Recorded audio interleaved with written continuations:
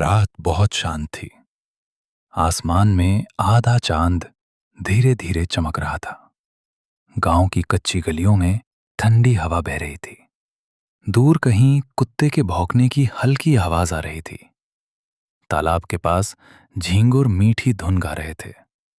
एक छोटे से मिट्टी के घर में दादी चारपाई पर बैठी थी। उनके पास उनका नन्हा पोता चादर ओढ़े लेटा था।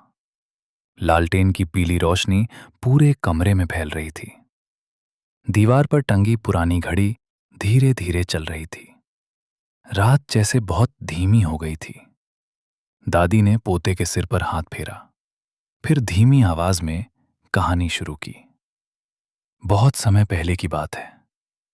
एक गांव था जहां हमेशा शांति रहती थी।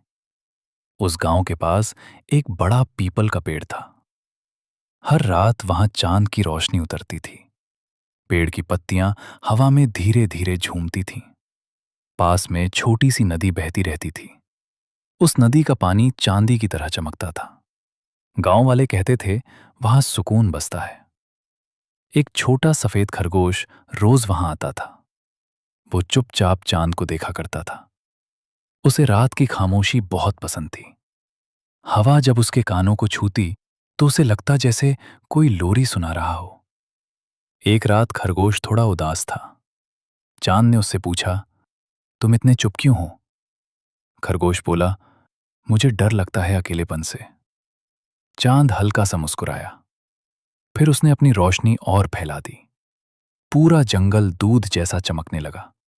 पेड़, नदी और रास्ते सब शांत हो गए। खरगोश ने आंखें बंद की और गहरी सांस ली। अब उसका डर धीरे धीरे खत्म हो रहा था। उसे महसूस हुआ कि रात कभी अकेली नहीं होती।